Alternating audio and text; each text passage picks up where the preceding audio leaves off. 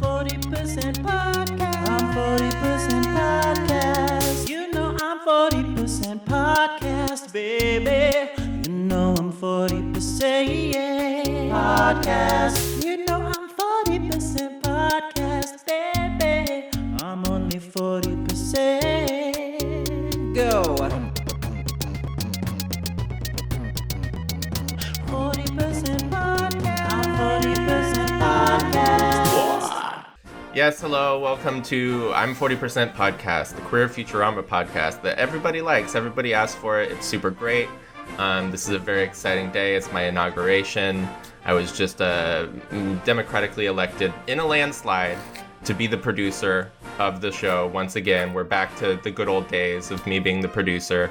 It's a lot better. Lady Gaga just finished performing. She sang the Futurama theme song. She was dressed as the Planet Express ship. My co-host Jinkx is here. Jinkx, can you please do an impression of Lady Gaga singing the Futurama theme song?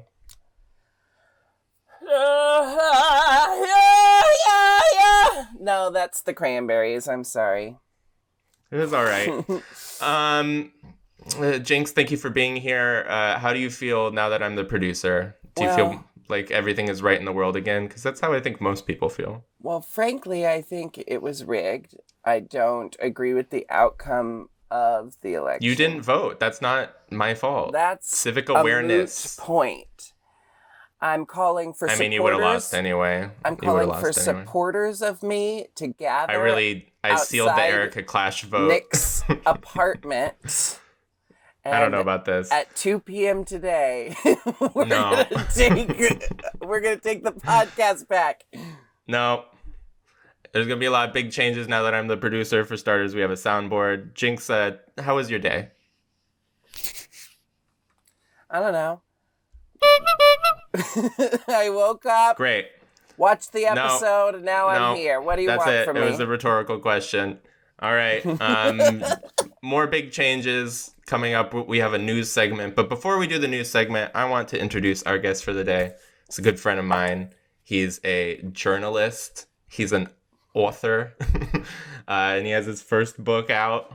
First book? Yeah, first book. It's called Blood, Sweat, and Chrome. It's about the making of Mad Max Fury Road. Everybody, please welcome Kyle Buchanan. Thank you for having me. It's exciting to be part of the podcast. You know, listening to the two of you fight in podcast form scares me, but being a part of it, being your third, is very erotic. Really? It's exhilarating, right? Well, I'm into it. I know it's very divisive, the way that we openly bicker in front of people. Some people, I think, take it very seriously because they forget that while Nick is also my biological son, he is also the same age as me, and we're just best friends. No, when I listen, it can be a little bit like, Mom and Dad, stop fighting. But when I'm a part of it, it's more like, Mom, Dad, keep going. Kyle, how could you say something so brave? Kyle, you are vaguely aware of Futurama, is that correct? How much Futurama would you say you've seen? Actually, so I saw the entire first season, watched it avidly, and was super into it. And then, I mean, you know, I loved all the characters, Mom, the original girl boss. And then ended up in the only college apartment where the guys didn't want to watch cartoons while stoned. So I kind of fell off. Who were these people? I know, seriously. What are they doing What did they now? do instead? Yeah, what did they do instead of Ironically, watching two of them write cartoons. So. Oh. Wait, and what do they study They've at never school? seen one. They've never seen one. They just write what they think a cartoon might be. But since then, I have been kind of catching strays in the meantime, because I would watch it mostly with guys I dated or hooked up with who were into Futurama. And there was a previous episode where Jinkx was like, it's kind of the perfect show for that. Like if you're dating or hooking up with someone.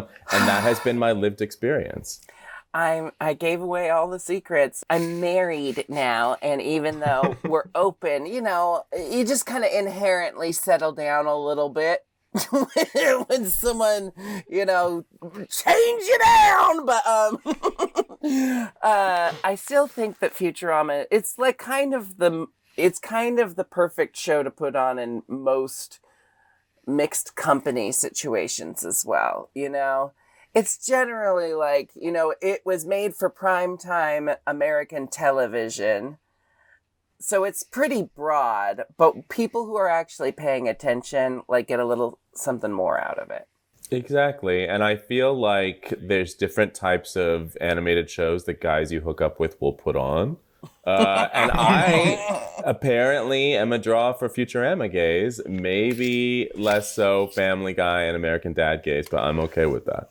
No, Oh, thank goodness. You can't put on South Park while you're hooking up. You can't put on Family Guy. I like American Dad, wouldn't put it up when put it on while I'm hooking up. Here's the reason. At any given moment, there could just be intense diarrhea sounds, someone being murdered. You can't just have those springing up on you while you're Mm-hmm. going down on someone. You don't want it to be too edgelord. You want it to be kind of witty, post-bed banter can be kind of funny. So it's a good vibe. Kyle, you wrote a book about Mad Max, and not just Fury Road, sort of the whole series. Yeah. Have you seen the episode of Futurama that is most like Mad Max, which is the one where Sarah Silverman is on it? Okay, wait, who is Sarah Silverman playing on that? Fry's girlfriend. Okay. It's only a third of the episode is Mad Max. I know, but what I'm realizing as we go through Futurama is they will do a parody of something, but that parody will only occupy one act. It will only exist as 1/3 of the episode, and they do a Mad Max parody in this episode. Pauly Shore is also in the episode. Even the episode that we're about to talk about, kind of the real meat on the bone is all in the last third. It's a show kind of like The Simpsons used to be as well, where it just reinvents itself after every commercial break. I had never thought of it that way. Well, Kyle, you're a journalist, and this is a perfect segue because we're going into our news segment. It's a new thing because I'm the producer now. News segment, go. Good news, everyone! Kyle, you as a journalist actually broke this news to me. Huge news. Futurama coming back could only happen under Nick Zahoya being the producer. Would never have happened if Jinkx was the producer. It was a 1-to-1. I don't know when the viewers are hearing this, but it was literally the day after I became producer they announced this. So I think we know who the Futurama team is rooting for. Nick, have you ever seen Evita? On a third Futurama have you ever seen the musical Evita? Don't cry for me, Futurama.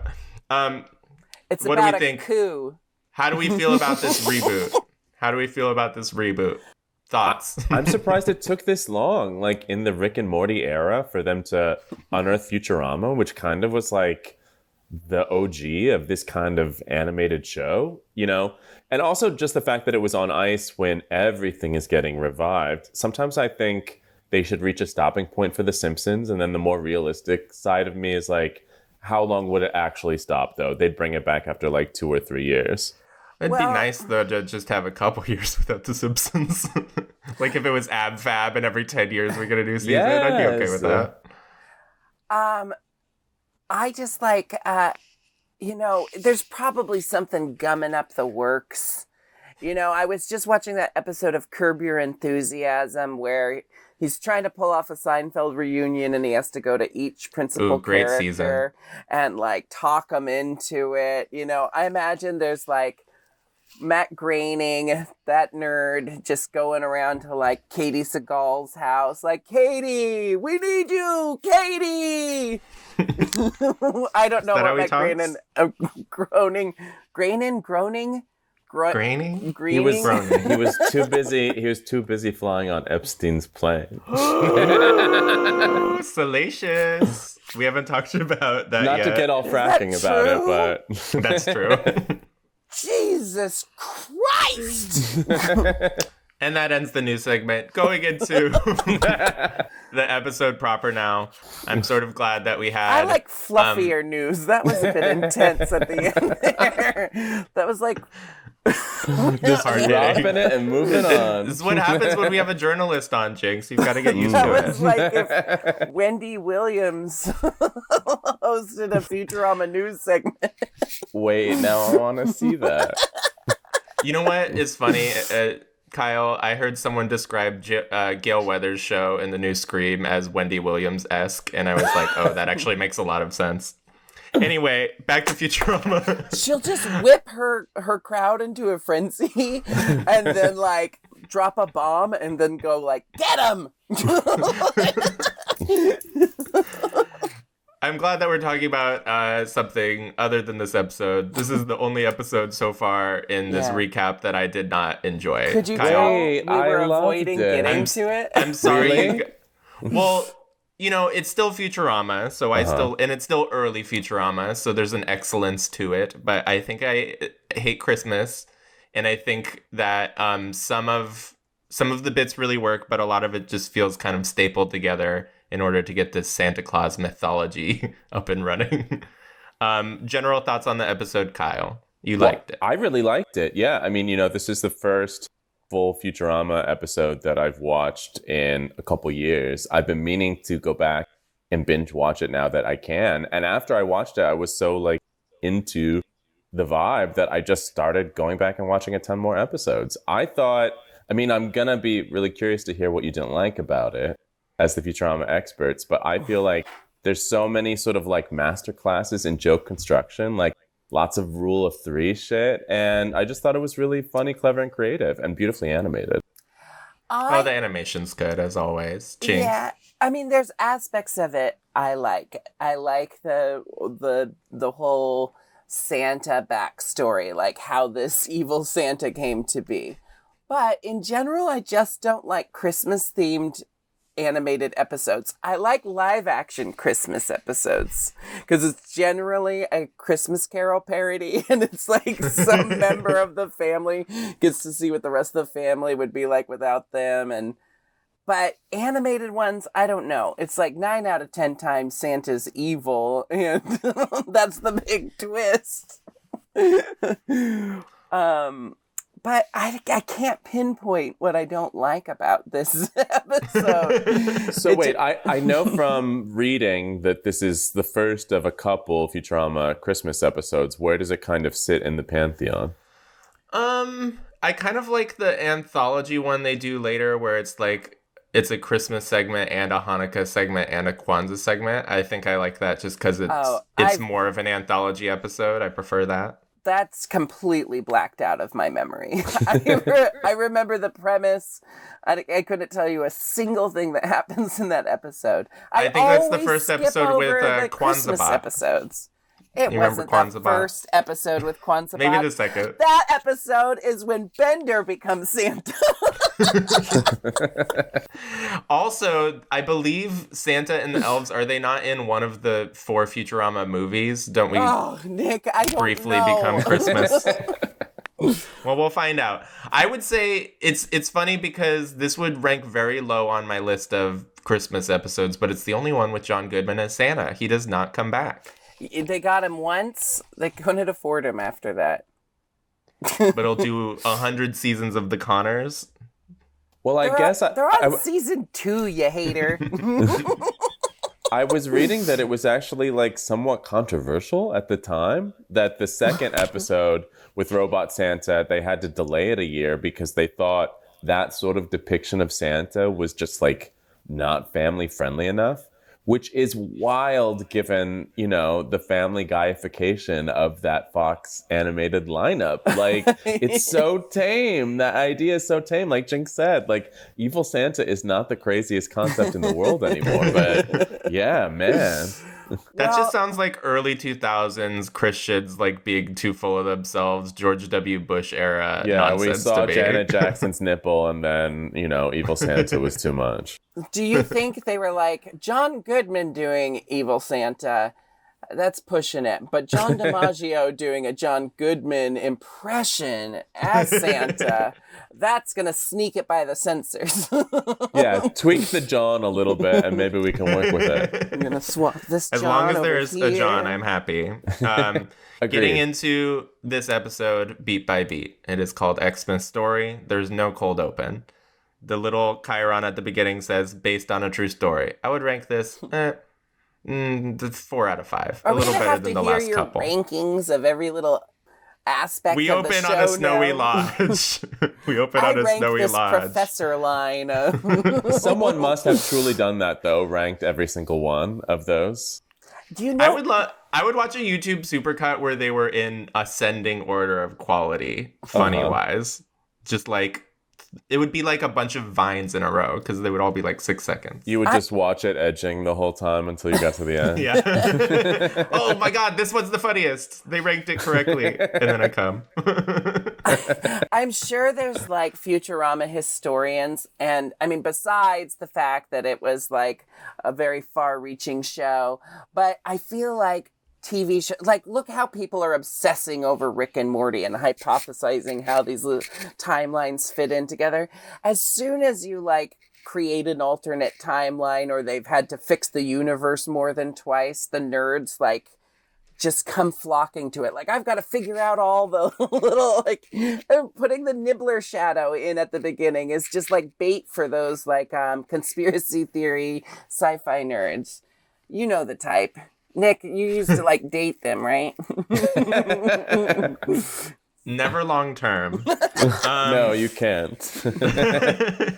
Though they will annotate your relationship afterwards on Reddit. So. Oh my god, this is why I'm not on Reddit.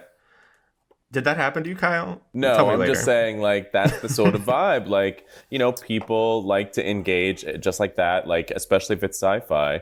And, you know, pour over it, poem over every theory on Reddit. They'll write fan fiction about your breakup.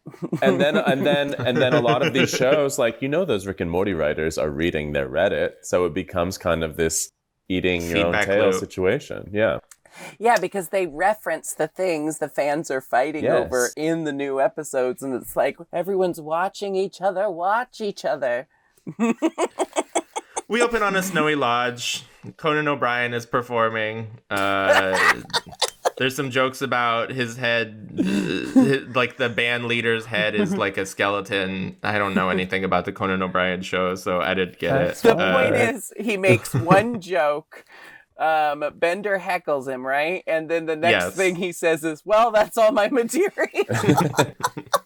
And that his head is too big for the thing. For the jar. Right. I may have lost my freakishly long legs in the War of 2012. ... Just some fun little exposition. I don't know. See, this is the thing, is they have this celebrity cameo, and it just did nothing for me. Normally, I love the celebrity cameos, and I don't dislike Conan Was O'Brien. that actually Conan O'Brien? Yeah. For sure. Conan Well- O'Brien used to be a Simpsons writer, so he's He in wrote with the all those monorail people. episode, Mom. Yes, iconically. Okay, well, all I'm saying is it's Conan O'Brien. He just walks around fucking, like, from network to network, jumping into shows. He just, like, comes on a coffee break, and he's like, oh, I could do that. And they're like, Conan's gonna take the next scene. It's annoying when he does it on a cartoon, though, because then they have to animate him. They go skiing. I like their skiing outfits. Yes, I wanted to say, like, the jumpsuits, very Paul Smith. I would wear, like, a lot of these. Amy's was great. Fry's was great. Leela's was great. Please. Whenever they break out of their standard outfits, they almost always look good, and they almost always have kind of like an 80s retro future vibe. I loved it. Like, the whole Simpsons Balenciaga thing, like, actually set that aside. I'm all about Futurama, like, ski couture. Wait, Simpsons Balenciaga thing? Did you How see did you that? miss this? Jinkx, you still watch Simpsons and you didn't see Simpsons Balenciaga? I haven't kept up recently. I binge the new episodes when I'm feeling like, you know, like I need to repent.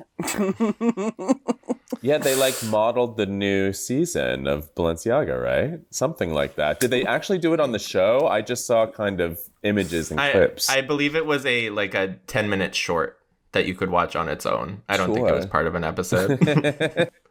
That's what they're doing now. They're just like, yeah, we're going to do a short about Maggie. It'll get nominated for an Oscar for some reason. No one will see it, but it will be critically acclaimed. They go skiing. Zoidberg puts a glove over his face about tentacles. Maggie won the Pulitzer. Did it really? No, I'm just saying that's It won an Oscar, though. It was did? nominated. I don't know if whatever. it won. They're skiing, and Fry's worried about hitting the trees. Leela says, well, you could just say trees down. The trees go down. There's a robot But voice. what happens if you say trees up? Like, why would you even test it right then, Fry? Well, this is the problem with voice-controlled stuff. I remember I briefly tried to make the Kinect work for my Xbox, and it was just always listening to me when I didn't want it to be listening to me. And then when I said, hey, Xbox, do this thing, it would be like, I don't know what you're talking about. So I could see this happening if there was voice-controlled trees. Two problems I face a lot is if a TV show I'm watching makes a joke about Alexa, then they end up telling my Alexa to do shit. And the other night, Steve Smith on American Dad got my Alexa, his line in the show caused my Alexa to play some song at volume 9, in the middle of the night. It was 3 a.m. and all of a sudden, I can't remember the song, but my room is just pounding because of Steve Smith.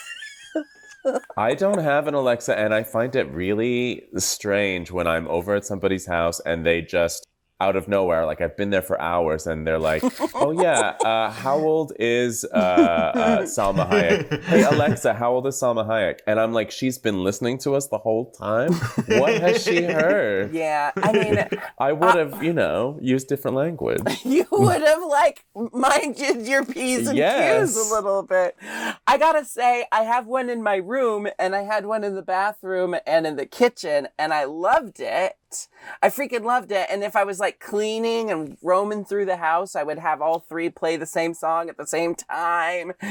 But all my housemates just pointed out how creepy it was to have a computer listening to you at all times. And then when I started weighing that against the Instagram algorithm, I'm like, oh my God, I have to disconnect. And so this took a hilarious turn.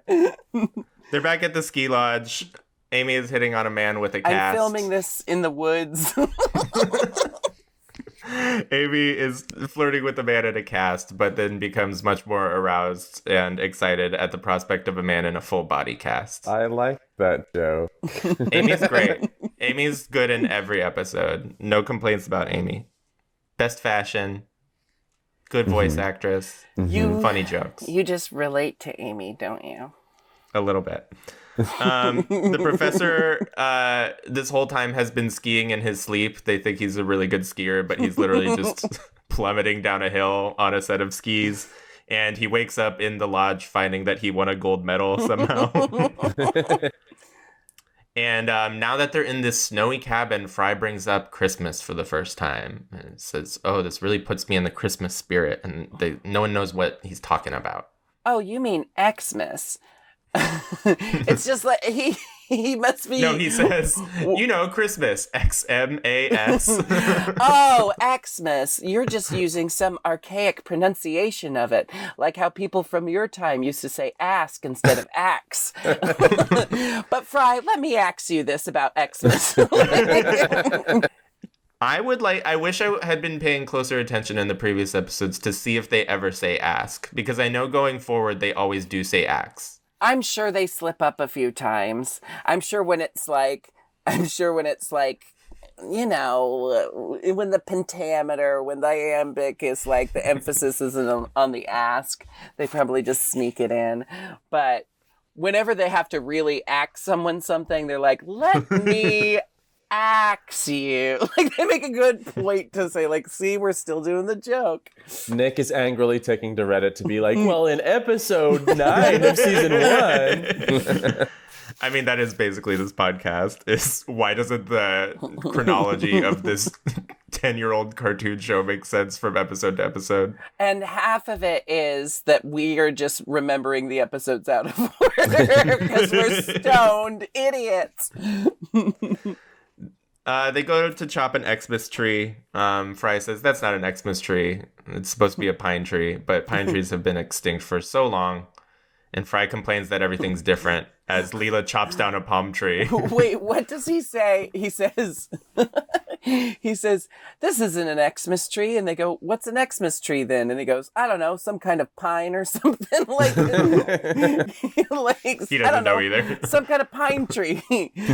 And then when he says everything's so different and Leela uses the laser on the handle. Yes, of the that's such a axe good visual joke. Yeah, because why did you design your laser to look like an axe if you're not going to use it that It's way? great because Tradition. she basically cocks the axe. She's about to swing it, but she's just getting it into position for the laser to shoot out the bottom. I laughed. I thought that was great. It's a good joke. There's things I like in here.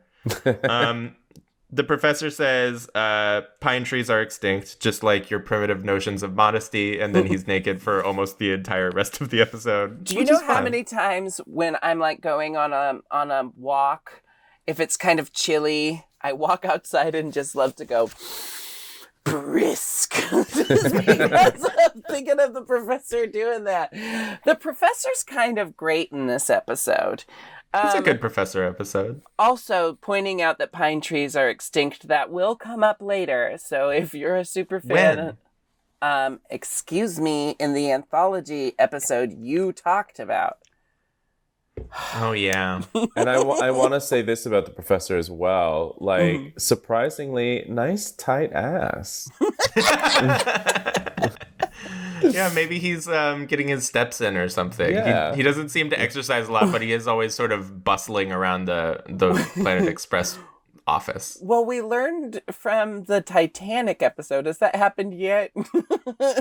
Yeah, it was before this. Well, the first Perfect. Titanic episode, not the land There's Titanic. more. There's In the second first Titanic episode. episode, we learned that the professor attracts the ladies with his flexibility. When the jigger lady says, I like a man who's flexible. So I think he's got it going on. We go back to the Planet Express office. It always comes back to which of these animated characters do you want I to know. bang? Well, we'll get Futurama, into like, it. the conception of these characters is very horny, you know? Like, Well, think of who's writing it. I bunch know, of but like virgins. even I'm watching it feeling like very bisexual. Like all of the women, even Mom, like their bodies are banging. That's something that's been kind of like recurring with guests lately, is very queer people suddenly attracted to Leela. heteronormative yeah, same. That was Yeah. hot. relationship. I don't know what I'm trying to say. You know, they want to fuck Fry Leela. talks about his childhood Christmas experience. He says, my mom used to go buy a big goose for goose burgers, and my dad would make his special eggnog out of bourbon and ice cubes. Fry's childhood is harrowing. I feel like we haven't got many flashbacks of it yet, but every time we flash back to it, it's very bleak. I would say that Fry's childhood reminds me of my childhood, except there was a father there. Everyone gets Xmas cards except for Leela. She's very sad about it. She goes and she cries and she looks at baby photos from the orphanarium, but all the photos are actually quite sad, so it doesn't make her feel better. Again with the orphanarium.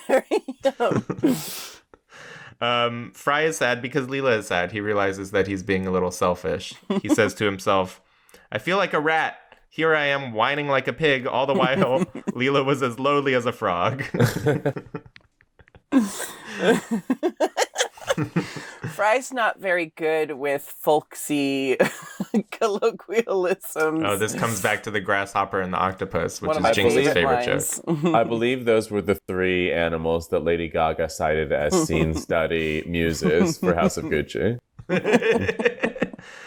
Oh, I hope Gaga's okay. I know she just got snubbed for the Oscar. Brutal. It was so nice rude. of her to come to the inauguration. Is it I think really a she's- snub if you just didn't deserve it? Did she deserve it? I didn't see the film. If we want to talk about I think she's like a actors force of getting nature in that nominated movie. when they don't deserve it, Lady Gaga was 10 times more iconic than any of these boring motherfuckers. Yes, except for agreed. Kristen Stewart. I liked Kristen. Well, I didn't see any movies this year, so I can't really talk to the performances. I just feel like, what if she got out-acted?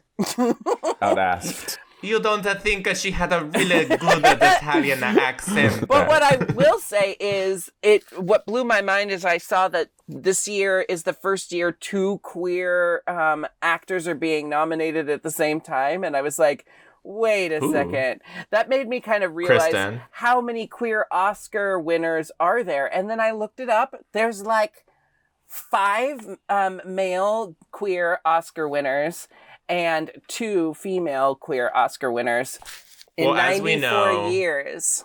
As we know, Sam Smith was the first gay person nominated for an Oscar. Yeah, this year it's as they said in Kristen- their Oscar speech. It's Kristen Stewart and Ariana DeBose from West Side Story, which is notable that's because nice. usually straight people get nominated for playing gay people. And Yeah. this is a year where you've got not just 2 openly queer people, but they're playing straight characters. We're coming for your parts, motherfuckers. I know this has nothing to do with Futurama, but I was just talking about this the other day, and it's just like, when you start pulling at that thread, you're like, wait, how can there only be 5 queer Oscar winners?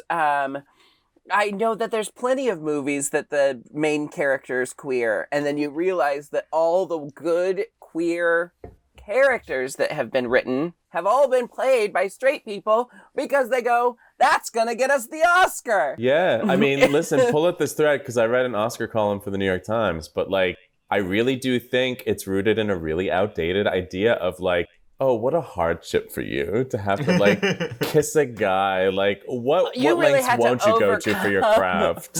You had to gain 5 pounds and kiss a dude, give him the Oscar.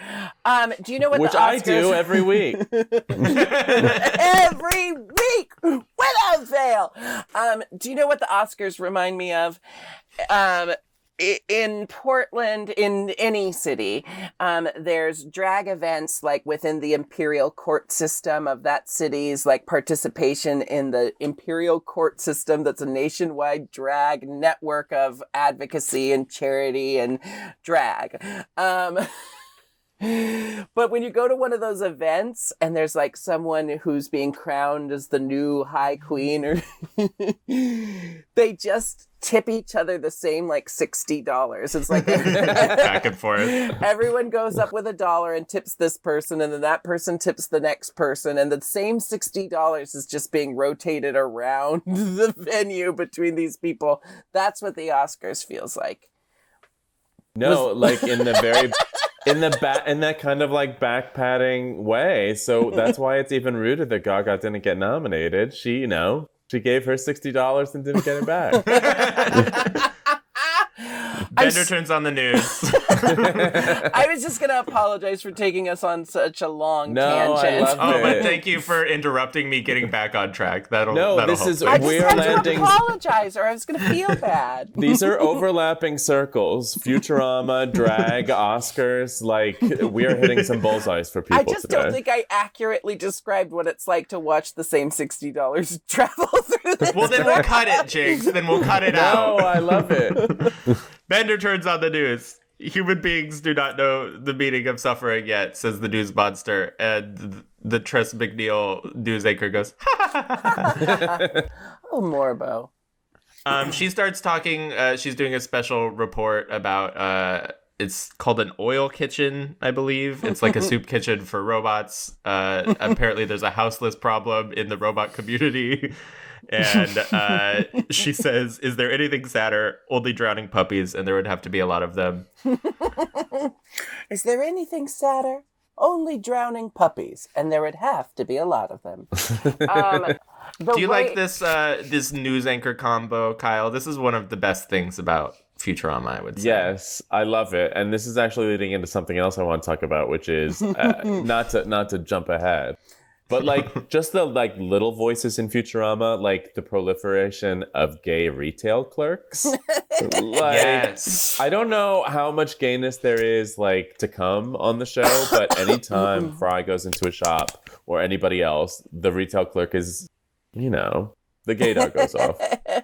Well, And there's I know that Bender has literal gaydar, so. That's true. Yes, that does come up. There is Randy. This is not Randy, though. This is a different gay voice that Billy West is doing.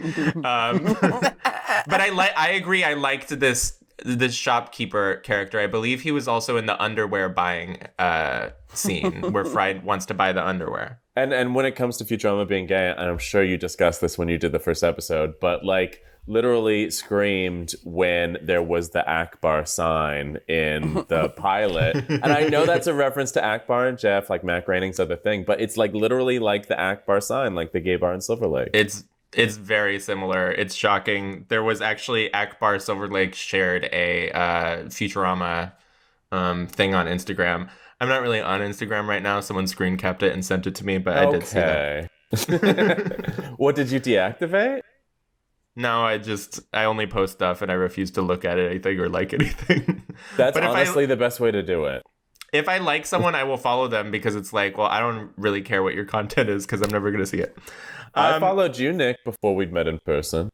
That's true. And Kyle and I started bonding because I was watching every season of Survivor and doing Instagram stories about it, and we started discussing it before we realized we had a lot of mutual friends. That's why I followed you, for the Survivor Instagram stories. Wait a second, Kyle, are you Australian? What is happening to your dialect? I am from Southern California. The Australia of the United States. No, but truly, when I went to Australia, it's the first time I ever went out of the country, and I was like, God, I'm so excited to go somewhere exotic. It's about as far physically from California as you can get, and then I get there, and I'm like, this is exactly like Southern California. Everyone looks like me. Everyone sounds like me. Well, they don't look like me. They all look like Hemsworths. I do what I can, but I'm not a Hemsworth.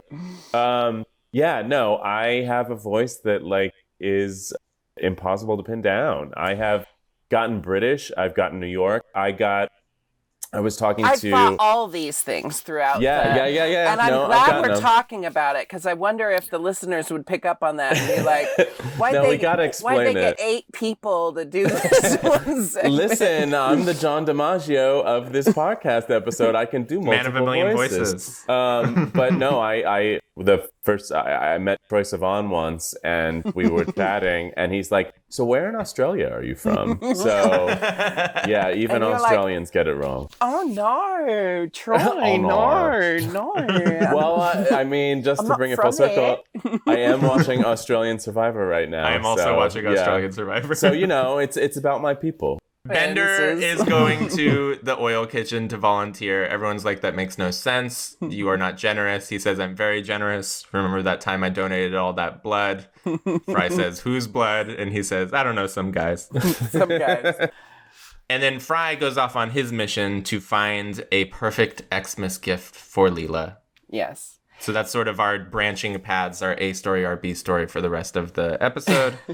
Everyone tells him to come home before dark because of Santa Claus, and we get the backstory of the evil Santa Claus robot. Do you want to talk about it, Jinkx? You're our mom historian. He was created by Mom Corp.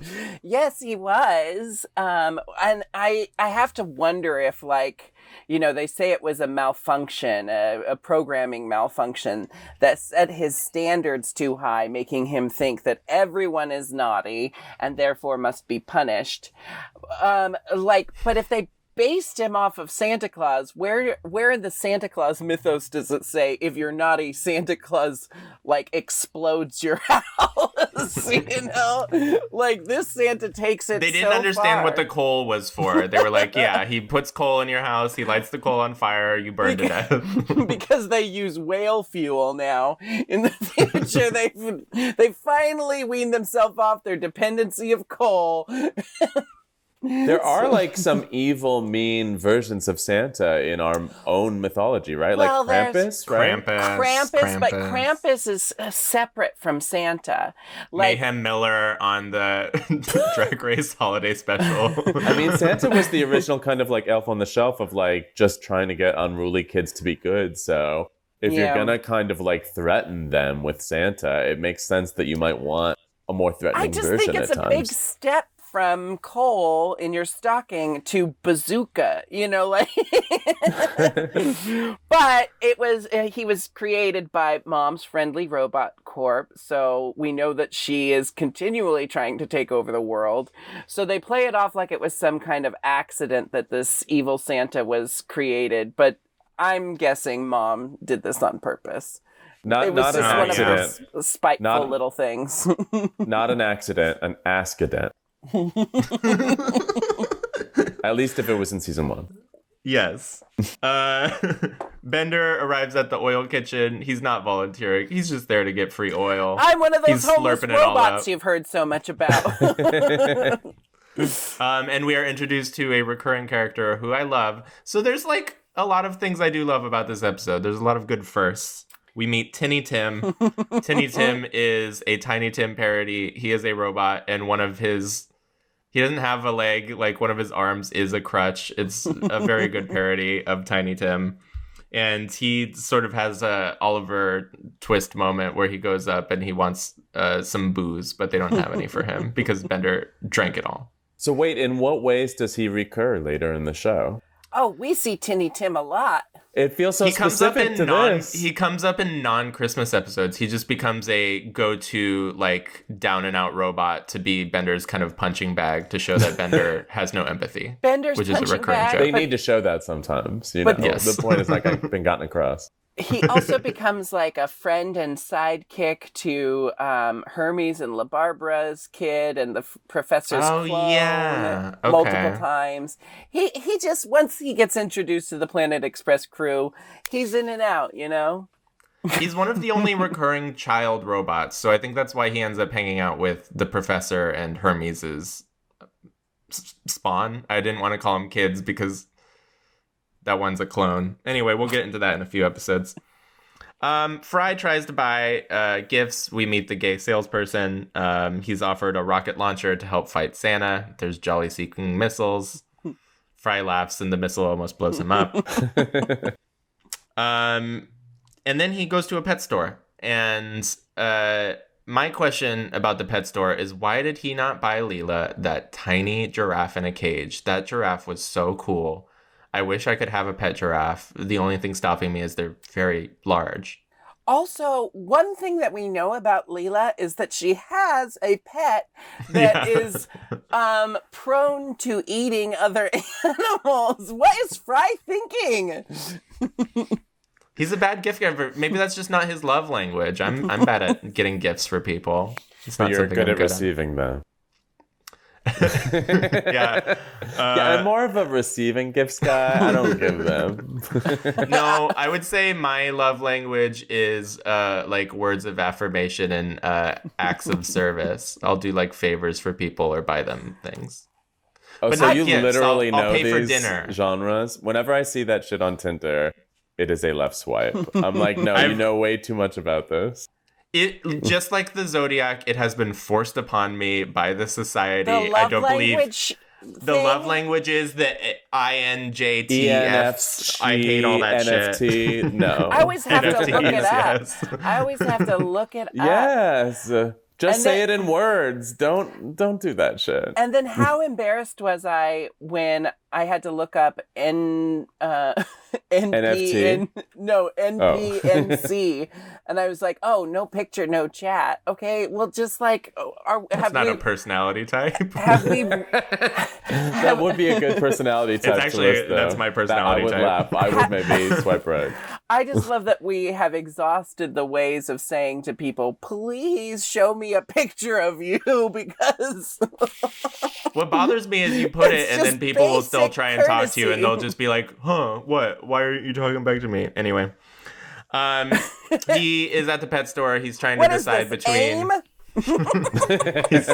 No, that's ASL. He's trying to decide between a parrot or 500 lizards. He says girls like swarms of lizards, right? No, okay, hold on. Back it up. You're ruining a lot of really good lines. He goes, you could get that parrot for $500, or those stink lizards are $1 each. And then Fry says, "Girls like swarms of things, right?" It's a Mandela effect. I always thought it was girls like swarms of things. He does say girls like swarms of lizards. I wrote it down. Really? I thought it was swarms of things, and I actually think that's a better line. I wish it was that. Better line, because that would imply that, like, multiple times for multiple gifts, Fry got her a swarm of something. He decides that the parrot, he makes the right decision at the very last second, but the parrot, it immediately escapes. It flies away. You think that is the right decision? I was all in on the electric snail. I am on record as saying he should have gotten the little tiny giraffe, but electric snail would be better than the parrot, I think. Giraffes are so weird. He had no business being in a pet store. First of all, you don't gift someone a responsibility. That is not a gift. That is a conversation you have with that person beforehand, that you can't surprise people with a pet. And second, Thule, Nibbler will eat that parrot immediately. I feel like Fry buying this parrot is the same energy as all the like WeHo party twinks who got a dog in quarantine, and now we're just like, oh fuck, what do I do with this thing? Now they are pissed. Oh, I gotta go home every 12 hours and let my dog out. Every 12 hours on the dot. So Fry has to chase the parrot. It is at the top of a clock tower, but it's the future, so it's not an analog clock tower. It's a digital clock, like an alarm clock on your bedside, which is funny because that clock technology has now been completely outdated. You never see those kinds of clocks anymore, but they have a big comeback in the future. It really stressed me out when he walked out onto the ledge. I got vertigo. It was suspenseful. I was scared. And it was also just like, this is not a solution to the problem. She doesn't want this bird. This bird doesn't want to be with you. This bird is happy to be free. You are not what's the opposite of clumsy? You are not a like deft person. You cannot walk on this. Like I was very mad at the whole situation. Maybe that's why I didn't like the episode. Just the decision making. Just the like obvious comic stakes of you're trapping this bird on a ledge, but it is a bird and can fly away at any time. It will fly away. Yes. Oh, Fry. He's falling. There's like a funny play on, I feel like in every old movie, like they would like be on the clock tower, they'd be hanging on to the minute hand, and as the minute hand moves, it's harder for them to hold on. Yeah, but they're doing Harold it with Lloyd the digital. Safety Lasts. I think that's the homage, right? Harold Lloyd. Yes. Yeah, a silent film star. Well, I know about Harold Zoid, but I don't know about Harold Lloyd. So you are it's getting your spec script ready for this Hulu revival.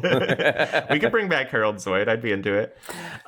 Do you think I could bully my way onto the cast of this new Futurama reboot? You could be a guest star. Someone once said that I bullied my way onto Steven Universe, and it really hurt. It hurt me really deep. So Bullying works. Now I'm trying to own it and just bully my way onto other cartoon I don't think you shows. bullied. I think you ran a successful fan campaign with a creator who's very emotionally available. And I don't know that David X. Cohen is as open and warm as Rebecca Sugar, but we'll see. Here's the thing, is I didn't run a campaign. I said at one point that I guess I might have hashtag make Jinkx and Jem once. I don't know. But the point it worked out. You were good on the show. It's fine. The point is, excuse me that queer people have to sometimes, like, generate their own opportunities because Cartoon Network ain't just doling out roles. Nicki Minaj got to be a gem. Why not one queer person? No, why not one queer person living in a witch hut in Portland? So Leela catches Fry as he's falling off the clock. They are reunited. They have a very sweet Christmassy moment, and this was what I really didn't respond to. I knew you were about to say that. I hated it. It's what I hate. Like, I like the 30 Rock Christmas episodes, but at the end when Elaine Stritch and Alec Baldwin are just singing the Merry Christmas song that I've heard 1,000 times, I just like, let's skip on to the next episode. We're good. I don't need this fucking schmaltz in my comedy. But just wait. You're ready to go to the next episode, but we still have like a fucking huge battle coming up. Santa shows up. It's John Goodman, as we mentioned before, and he's going to kill them for being naughty, for not being sensitive to each other's feelings. And he pulls a laser Tommy gun out of his sack, which was an interesting design choice. Why is it a Tommy gun? He's not in the mafia. Random things are antiquated. I mean, there is a robot mafia, and they are stuck in the 1940s, but they're robots. Do you think they're programmed that way, or they just... Absolutely. Mom's Friendly Robot Company. I don't know what the end game was with giving so many robots so many like unique personalities, but like they're just begging for an uprising. And, you know, trends are cyclical. Like, sometimes it takes 20 years for something to come back into vogue. Sometimes it takes... Y2K's back. 1,060 years, you know? That's true. But if you've been hanging on to your Tommy guns, you'd be happy about it. Do you think that the mafioso aesthetic has come and gone several times, and these robots have just been around since the last time mafia culture was popular? Think about that. Take it to Reddit. I tuned out during the Santa Claus chase. No, that the best part happens during that when. Please tell me what you liked about it, Kyle. I want to hear Fry you. and Leela almost die, so they start almost kissing. It was very Attack of the Clones. Yes, and, like, they were my under the shipper heart mistletoe. started beating. I guess because I see them do this every week, I was just like mad that it was mistletoe related, because they already have excuses to like maybe kiss each other and don't. I love the trope of like, we might die, so we better make out. I'll take that. That's a little different for them. Here's what I love about Fry and Leela's will they won't they situation is it's not a Jim and Pam situation where every episode we have to watch every teeny tiny little thing that transpires between them, even though I like The Office. So sorry if the Jim and Pam fans out there think I'm reading them. I will say Fry, surprisingly a lot less of a toxic male than Jim. That's what I have to say about it, but go ahead. I mean, All I'm wait, but saying talk is- about things you find on Tinder profiles, you know, Jim seeking Pam or vice versa. Give me ENFP over that any day. But Fry and Leela, they like have these moments and then for a long time just won't be worried about each other. Like they have their own romances. Fry continually like here and there checks in to let us all know that he's still in love with her.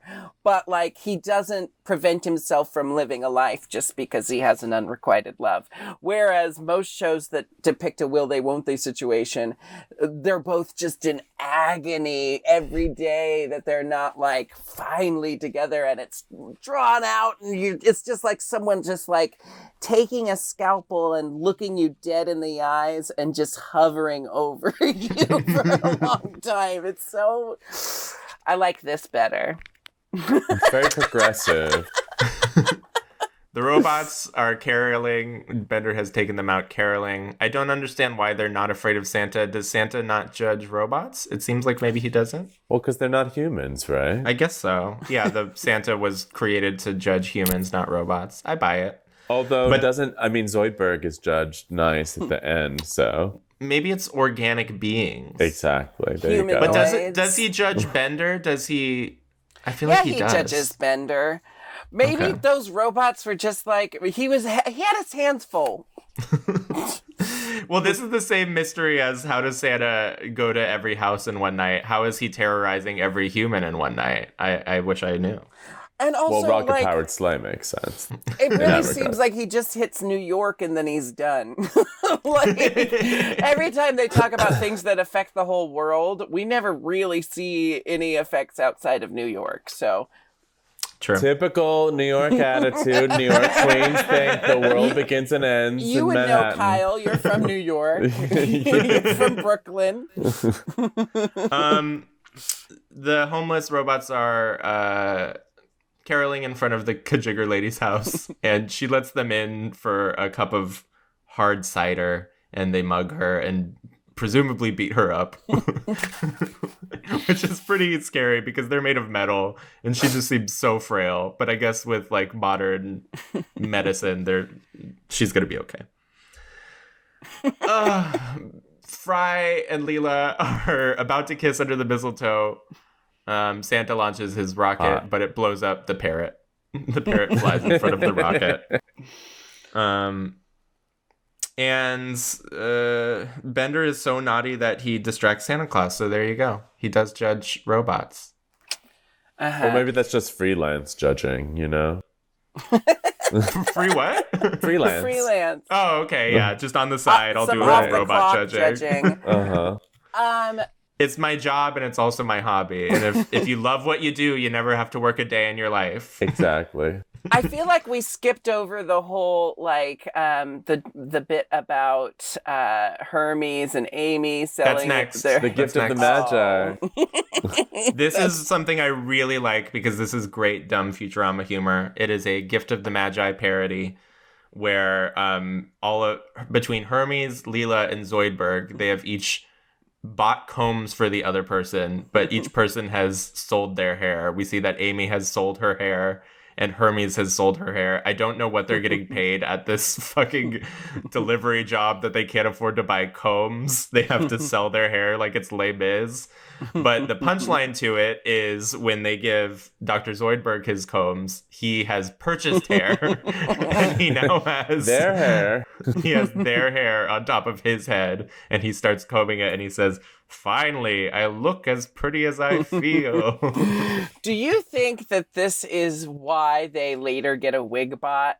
I thought the wig bot was gonna show up. I was shocked when he didn't. They have a wig bot, and the wig bot is probably one of the it's one of my biggest unanswered questions from Futurama, is because we don't meet the wig bot when he first delivers a wig to one of the Planet Express people. The first time we meet him... He brings it to Fry. No, the very first time we meet him, I think, is in the robot insane asylum. And he's combing the hair that looks like all of the Planet Express. See, I think those episodes were... It doesn't work for them yet. I think those episodes were planned to be released in a different order. Fox famously meddles with the release of shows. This happened to Firefly. Canonical things were happening before other things. So I think that episode was intended to be before. It keeps me up at night thinking about why the Wigbot was introduced first as a background character. Anyway. Fry and Leela and the robots all make it home, but Santa has followed them. They try and put a big blast shield in front of the chimney, which is huge, but we've never seen it before. Bender is not helping. He's just shouting, "Use teamwork," which I thought was pretty good. Yes. But it's too late. Santa gets inside. Everyone is judged naughty except for Zoidberg, who gets a pogo stick. Anyone ever tried to pogo stick before? It's hard. It's stupid as shit. Exactly. As a kid, you're like, this will be great. And then you get on and you're like, what the fuck? Absolutely not. You're imagining, the places I'll go on this pogo stick. And you jump on it 3 times and give up because it's a piece of shit. I never got more than 3 jumps, yeah. Did anybody see the new Jackass? Because there's a pogo to the genitals bit. I do want to see the new Jackass, but no, I have not seen that yet. You want to see it because I just sold you on it. The only reason... I was already sold. I was sold when Eric Andre was buying the coffee, and then the inflatable thing exploded in his face. And then they were like, no, we were just kidding. Go back and get another coffee. And then another inflatable thing pops out, and he goes flying. It's very funny. I only ever watched the Jackass movies to see Steve-O naked. Yeah. Kyle, are you a Steve-O Luster as well? Oh my gosh. I'm a Johnny Knoxville luster. Like, Okay, and so you two don't have to fight. That's good. And the silver hair is working for me. Oh, he looks good. Yeah. I saw a very funny picture that was him in sunglasses with his short gray hair, and the caption was Johnny Knoxville is just becoming Jamie Lee Curtis, which I thought was pretty good. I also really, really love Eric Andre. Are you telling me Eric Andre has joined the Jackass crew? There's new Jackasses. A new young batch of hot Jackasses. Yay! So you have to go see it now. There's I Eric love Andre Eric and Andre. Steve-O. Do they ever Your two get comedy dared to make crushes. out with each other until they throw up? That's a little more early 2000s Not Jackass. I don't straight think they people go playing there. gay roles again. Where's their Oscar? I don't know. I feel like Eric Andre might be more fluid than we'd assume. Eric Andre That was always in the a vibe I got from the Jackass crew just generally. This isn't Jackass, but you know that like viral clip of the two guys who kiss and then one hits the other one with like a chair? Like, no, you haven't seen it? Well, No, send it to me. Google it and then see what sort of weird ads Instagram will serve you after that. I was going to mention Eric Andre famously for a sketch kissed past guest of the show, James Adomian. They made out. Where can I watch this? I don't know, YouTube. I don't know what show it was for. YouTube. I don't know, Pine or something. They're fighting the Santa. They're losing, but then Zoidberg on his pogo stick. I don't know if he's purposefully helping or if he's just destroying things and it worked out. He's just he chops the Christmas he's got the light. carefree joy of a child. He chops the Christmas light string. It swings down and electrocutes Santa. And they hit him with the Xmas tree. They like use it as a battering ram. And then they close the door behind him and it explodes and everything is happy. Yeah. Thoughts? Well, none. Great. Xmas dinner. Bender is cooking as usual. Everyone's excited to eat. He produces the meal. It is the dead parrot. And Fry says, "Where did you get that, Bender?" And he said, "Found it laying in the street, just like all the food I cook." Nibbler eats the whole thing. As Fry Jinkx says, foresaw. Yes, good foreshadowing.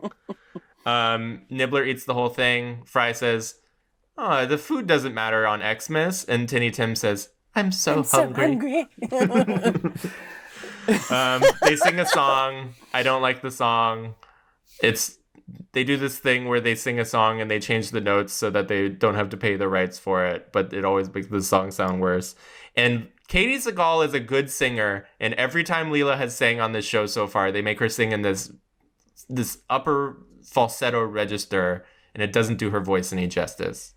Yeah, I agree. Did you know that, Kyle, that Katie Seagal, before she landed Married with Children, she was one of Bette Midler's 3 backup singers who would tour with Bette Midler. And then when she got the job, Bette Midler was like, "Where's my background singer?" Because That's incredible. That's almost so on the nose because, like, there's a not a very long line you have to draw between the two of those actresses. I feel like. Yeah, and Katie Seagal is on. I think she provides vocals on a lot of Bette Midler's early albums. Wow. Before Peg Bundy. Before Peg Go back and Bundy listen. existed. Well, that's Kyle, the episode. Well, I wait, was but going you to say, our listeners can't see, but you have really big teeth. They're beautiful.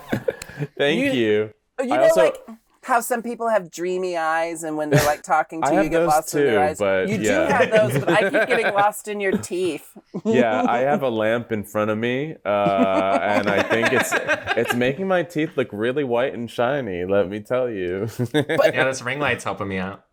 I don't know if like being into big teeth is a thing, but if it's a thing, It is now. it's not an option on Tinder. Kyle, you wrote a book. Yeah, no, I gotta list that in my profile. It's called Blood, Sweat, and Chrome, Mad Max, Fury Road. Oh, the Wild. There's a middle part. I was reading it last night. You were nice enough to bring me a copy. I was reading it, and it's sort of an oral history of the making of the franchise. You have all these interviews, not just with people involved with the movies. You also interview like Edgar Wright and Patton Oswalt and Z-Way, all these cool, interesting people. How did you come to wanting to tell this story about this production? Kind of accidentally. Like, my day job is covering movies for the New York Times, and when the pandemic started, I was like, well, shit, what am I going to write about? Because there's no more movies coming out. But it was about to be the 5th anniversary of Fury Road. I had heard the craziest stories about the making of it. And I'm like, I bet Charlize and all of them are kind of like sitting at home. Maybe enough time has passed, water under the bridge, but the memories are still fresh enough that I can get them to say, the shit that really went down. I've always been interested in that. Like, there's so many stories about making of movies where everything went wrong and the movie is bad. And I'm kind of interested in a story where, God, everything was stacked against this movie, but it turned out to be a masterpiece somehow. So I started reporting on it for the Times, and then the book grew out of that. And it's really fun and juicy. If you like Mad Max Fury Road, it's great for you. But honestly, also just if you like, any story about how hard it is to make a movie, I don't think there's a harder story or a harder movie to make than the one they made. I have never seen a Mad Max movie until I saw Fury Road.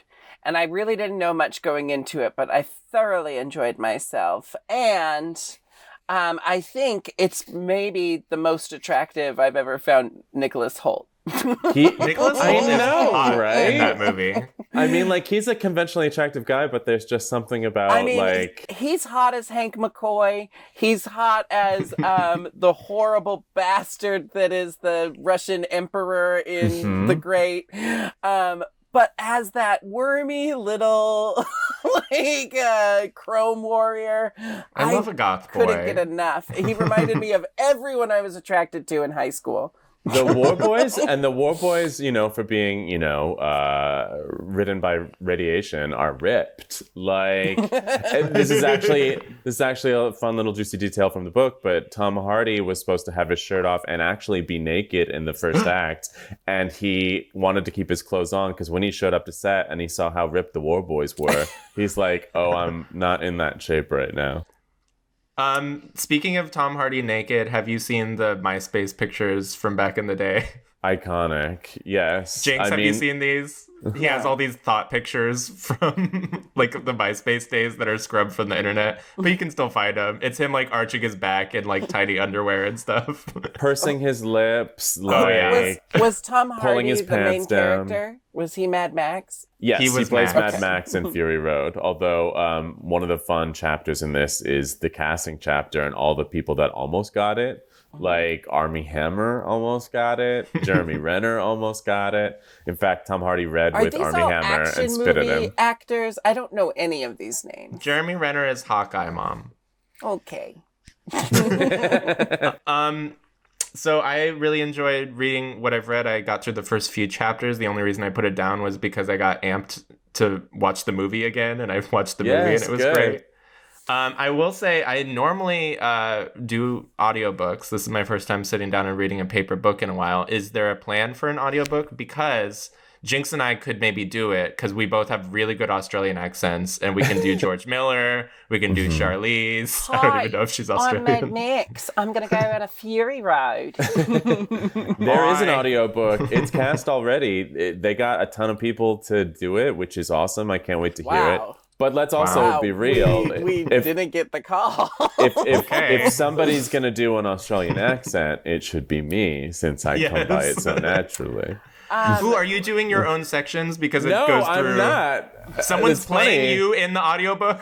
Kind of, essentially. Yeah, no, there's professional audiobook people. And since it's an oral history, they have a cast of, I think, about a dozen people, and they're each reading about a dozen parts. So it's more complicated than a normal audiobook would be. And because otherwise I was like, I'll throw my hat in the ring. That would be fun. I've read things before. My voice is all right, if mysterious in origin. So... Well, if you write another audiobook, please think of me as a voice I actor. absolutely because will. I have been trying to break into the audiobook world. It's harder than you'd think. Jinkx, are you bullying me into a role? Apparently, expressing interest is all it takes to bully people these days. So, Jinkx, I've got to put on my producer hat here. We gotta focus. Why don't you ask Kyle the questions that we always ask? Sure. First of all, Kyle, who Yes. from Futurama would you bang? I mean, the crazy thing is, and I guess, maybe other people have said it, but even as a gay man, it would be Leela. Yeah, you're like the third person in a row who is otherwise the a gay hottest. man, but wants to, and we've all talked about Leela would know what to do with a strap on. I'm sure she pegged Sean. Was Sean the saxophonist? She pegged that guy. Yeah, I think Sean gives me bottom vibes. Mm-hmm. And it's funny because after I watched this episode, I was going back and rewatching the first season. And Fry is kind of, I don't want to say objectified, but you see him in his underwear a lot more than you would see a character on a cartoon that wasn't playing that up for comic effect. I'm like, oh, they're kind of like leaning into it a little bit. But think still so. Leela. I mean, but, we see everyone on this show naked a lot. Right. In But this episode alone. I do think, like Fry is kind of like teased out as a little boy toy throughout the seasons. There's parts where he's very objectified. Amazonian planet, they love him. I just wonder if, no, they don't. I just wonder. They fuck him a lot. They only like Kif. But They prefer Kif. They still Okay. like fucking Fry. the point is, I wonder if someone on the writing team like really related to Fry and wrote like fantasy scenes of like, I wish people saw me like this. Like maybe I'm a nerd and I'm a little weird, but I also have a sexy side to me. I don't know.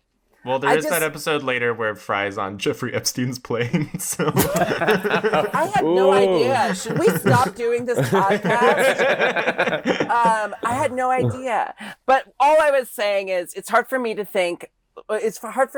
like not assume that when there's something that seems kind of random but also like consistent in a show, that it's somehow the writers are infusing themselves into the script a little bit, or taking real things from their life and like processing it through their animated TV series. Anyway, Jinkx, Kyle, the final question. Your next Yes. question is, who do you most relate to on the show? Who do you most see yourself in? Nibbler. What Next question. aspects? Just wanting to eat everything. Okay. And your final question is, and we already kind of heard from you about this, but are you going to watch more Futurama now? Are you going to binge it? Yes, very much so. I mean, it just already happened organically. I'm excited now because I feel like this gave me the kick in the ass I need to like just start watching it. And the episodes go by so fast, not just in how they're paced, but they're like 20 minutes each. It's so easy to burn through like 3 of them without even realizing. Well, it's good that you're starting now, because with the new season coming, Yes, thanks to me, the producer. Yeah. 1-to-1 moment in time. I was the producer. And the show is coming back. Good times under Nick. By the time Jinkx has successfully bullied herself into being the scab actor that replaces Katie Sagal, I will have caught up. Yay. And Kyle, I encourage you and all of our listeners to just watch the whole thing. It's all pretty good. But if you need help navigating the ups and downs of the later seasons, just shoot me a text. I'll tell you which episodes to skip. Okay, I the will. one with Although the I don't folk know if I songs. trust your judgment because I like this episode a lot. That's true. That's true. All right. Well, this is the end. Thank you, Kyle, so much. Go buy Kyle's book, Blood, Sweat, and Chrome. Jinkx, you got anything to plug? You doing anything? No. No books? Just this. All right. Well, keep listening to this. Bright times ahead now that I'm the producer again. Thank you so much. Goodbye, everybody. 40% podcast. So fun. Bye.